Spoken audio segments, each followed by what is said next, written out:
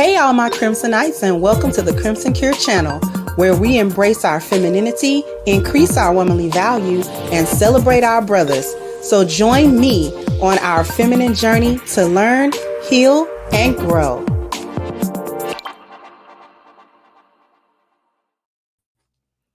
Hey there, my Crimsonites, and welcome to the Crimson Cure channel. I'm your hostess, femininity coach, and author of the Crimson Cure, and this is my perspective. So, excuse me.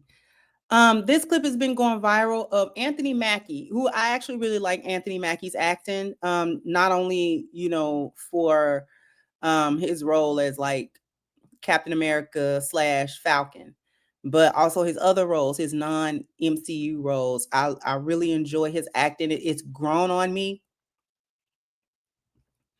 But he has some things to say. He was recently on the Pivot podcast, and this is the snippet that went viral. So I'm just gonna go ahead and let it play in its entirety.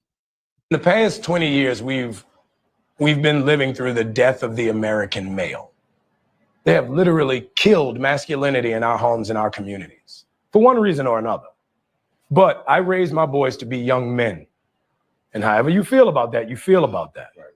But my boys will always be respectful. They will always say, yes, sir, yes, ma'am. No, sir, no, ma'am. They will always say thank you. They will always open a door for a lady. They will always make sure that their mother is taken care and provided for. They will always be men. And that's always since they were 2 years old. Every time I left for a job, I tell my 15-year-old, you're the man of the house. You make sure these doors are locked every night. This alarm is on. You text me or you call me every night before you go to bed and you wake up. I love that. Because we're men. If I'm not there to protect, he got to be there to protect. Because you can have all the money in the world, motherfucker climb through the window, that money means nothing. Right. You can have all the celebrity in the world, motherfucker jump through the door, that celebrity means nothing. Yeah. So you got to have a little guard in there, And so for me, it's always that idea of American masculinity is very different. You feel it when you go to Europe. Like you see these, and you're like, could bust your ass, boy. You know what I mean? You know what I'm saying? You go to Europe, tight ass pants. Yeah, tight ass pants. Motherfucker, it's good, boy. You better lotion your ankle. Like you feel it when you go to Europe. Even when you I was just in Kenya and I was walking around. I'm like, yeah. Dude was like, you ain't from here. Like, nah. Yeah, I could tell. I know you can. I could tell I ain't from here. You know what I mean? It's just that American male masculinity is something I think is very important for boys. Because now our little boys are afraid to fail, so they don't try. In the past 20 years, we've been living through the. So I liked everything that he said here. I didn't hear him say anything that I disagree with. I noticed that he kept it clean. And when I say clean, I mean, he's saying American masculinity. He means Black American masculinity. Let's be honest about what he's talking about, because that whole aura of going somewhere and looking somebody up and down like, I can handle you. That is almost exclusively Black American male. But when I say he kept it clean, he kept it in a way where you really couldn't find anything to disagree with. So he didn't say trigger words like black man, or he didn't say, he said the death of the American masculinity. He did not go into why. He said, for whatever reason. But we know why. We know that this country has been on a trajectory for the past 20 years heavily with LGBT, or maybe longer. Definitely longer with the degradation of masculinity as a whole, degradation of what it means to be a man, and warping the social perception of what masculinity should be and what is expected of men and what men should expect out of themselves, as well as what women should expect out of men or what children should expect out of them. And we've definitely witnessed the wiping away of traditional masculinity under the guise of it being toxic masculinity, and saying that, the masculinity that we grew up with, the concepts that we grew up with where men were, strong and, they weren't afraid to be men. in public and out loud suddenly became something that men should have been ashamed of. Men should be ashamed of being aggressive or assertive or, outspoken or, any of those things. And he talked about how he's raising his children, regardless of his celebrity, regardless of all of that. He realizes that they still have to go through life as men. It doesn't matter who he still got to go through life as a man. It doesn't, him being Anthony Mackie is only valuable in certain places and in certain situations. But there definitely are situations where nobody cares that he's Anthony Mackie. You understand? All they're going to see is a man, and more specifically, they're going to see a Black man, right? And have certain assumptions about who he is and what's going on with him.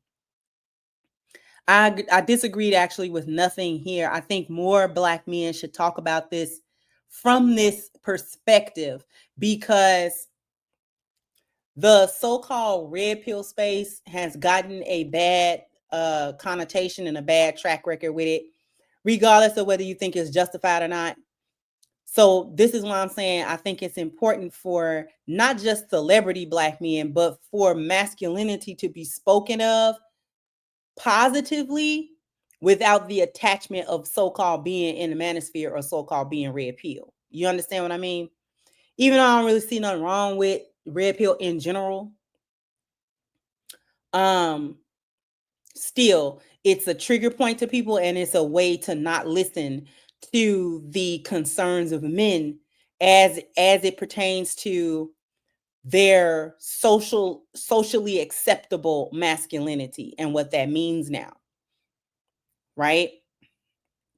Because supposedly true masculinity is this really super in touch with his feminine side kind of man, and that he doesn't do any violence and things of that nature, which goes against the nature of men. Men are violent, men are dangerous, men are violent, they are dangerous, they are to be, you should be wary of them. You should be. And there's been a lot of fighting against that notion. Oh, men are definitely dangerous. Definitely dangerous. And I'm not even saying that in a bad way. They just are. And when you think about it, in certain situations, you want them to be dangerous. Because when you want protection from them, you want them dangerous. You want them ready to go to the mat, whatever going to the mat calls for, right? You want a little piece of that toxic masculinity when it benefits and things of that nature. So, I'm not going to keep you too long. I am a big proponent of accepting the nature of things as it is without getting mad. Accept the nature of men as it is without getting mad. Accept the nature of women as it is without getting mad. Because it is what it is. And we all want the benefit of that stuff. And we want the benefit of men or women without taking any of the more challenging aspects of male nature or female nature. The men don't want to deal with any challenging aspect of female nature. The women don't want to deal with any challenging aspect of male nature. But the nature is the nature. There is no good or bad attached to that, or there shouldn't be.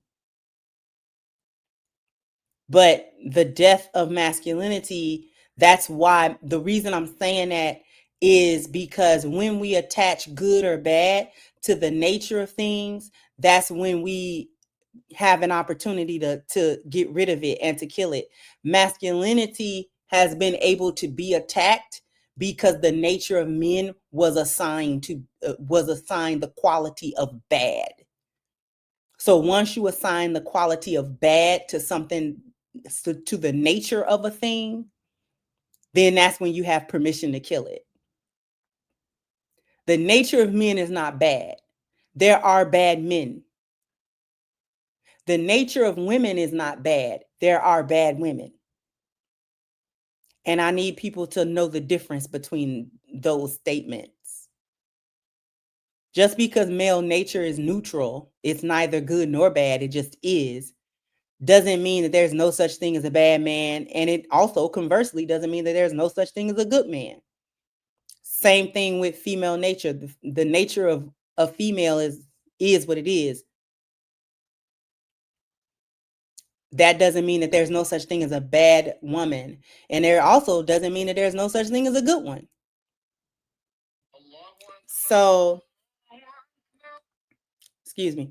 So I thought I turned it down. Anyways, I did. Anyways, but I'm gonna go ahead and get out of here anyways. Jump down in the comment section. Let me know what you think. Like, share, subscribe to the channel if you have not. Once again, I'm your hostess, The Crimson Cure, and this was my perspective. Bye-bye, Crimsonites.